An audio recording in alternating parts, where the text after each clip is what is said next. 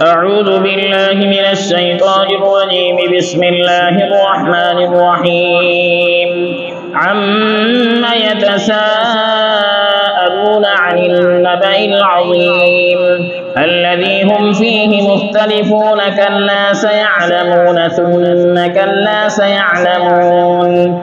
ألم نجعل الأرض مهادا والجبال أوتادا وخلقناكم أزواجا وجعلنا نومكم سباتا وجعلنا الليل لباسا وجعلنا النهار معاشا وبنينا فوقكم سبعا شدادا وجعلنا سراجا وهاجا وأنزلنا من المعصرات ماء ثجاجا لنخرج به حبا ونباتا وجنات ألفافا.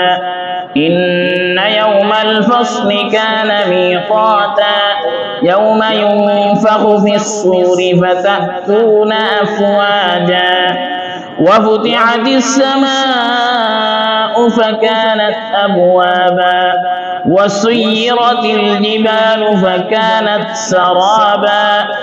إن جهنم كانت مرصادا للطاغين مآبا لابثين فيها أحقابا لا يذوقون فيها بردا ولا شرابا إلا حميما وغساقا جزاء وفاقا.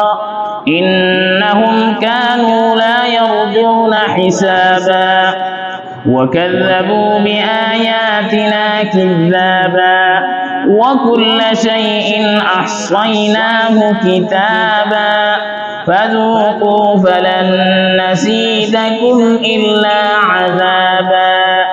إن للمتقين مفازا حدائق وأعنابا وكواعب ترابا وكأسا دهاقا لا يسمعون فيها لغوا ولا كذابا جزاء من ربك عطاء حسابا. رب السماوات والأرض وما بينهما الرحمن لا يملكون منه خطابا. يوم يقوم الروح والملائكة صفا لا يتكلمون إلا من أذن له الرحمن وقال صوابا. ذلك اليوم الحق فمن شاء اتخذ إلى ربه مآبا. إنا أنذرناكم عذابا قريبا يوم ينظر المرء ما قدمت يداه ويقول الكافر يا ليتني كنت ترابا.